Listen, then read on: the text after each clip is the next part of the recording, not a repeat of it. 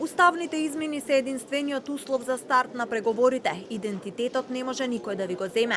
Ова го порача еврокомесарката за проширување Марта Кос од Скопје. Според неа за Европската комисија ситуацијата е јасна. Ако Македонија ги исполни уставните измени, веднаш ќе има меѓувладина конференција за отворање на кластерите.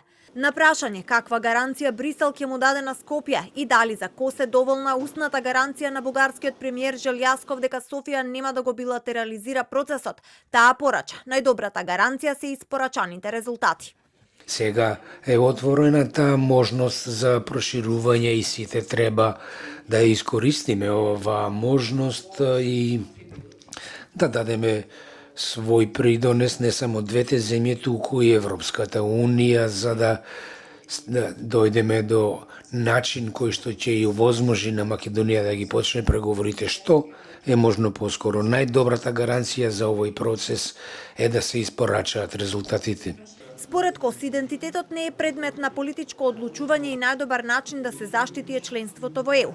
Порача дека идентитетот се и манастирите, погачата, пинџурот и полнетите пиперки и дека тоа не може никој да го одземе. Идентитетот не може да биде поврзано со политички ставови.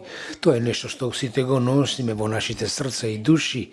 Идентитетот е начинот на кој се чувствуваме кон сопствената земја и начинот на кој што се грижиме за нашите традиции, како манастирите, да речеме овде во Северна Македонија, како погача, тавче, гравче, пинџур или полнети пиперки. Премиерот Мицкоски пак и реплицираше. Се согласи дека идентитетот се носи длабоко во себе, но дека тој е повнимателен со оглед на отстапките кои се направени изминатите децении и дека допрва очекува секаков инженеринг за извештајот во Европарламентот.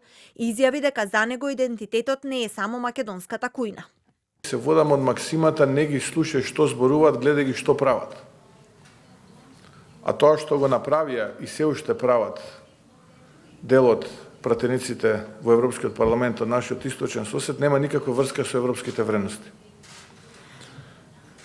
За мене мојот идентитет не е само прекрасната македонска кујна, туку е и Гоце Делчев, и Шапкарев, и Миладиновци, и Линденското востание, и Дамјан Груев, и Јане Сандански, и така натаму, и така натаму. Не знам дали ќе го споделат истото мислење колегите од Исток. Марта Кос денеска порача дека повторно ќе дојде во земјата и најави посета на повредените од пожарот во Кочани. Премиерот Мицкоски пак изјави дека Македонија чекори кон европскиот пат и европските вредности, но нема да прифати наметнување под маска на европскиот процес.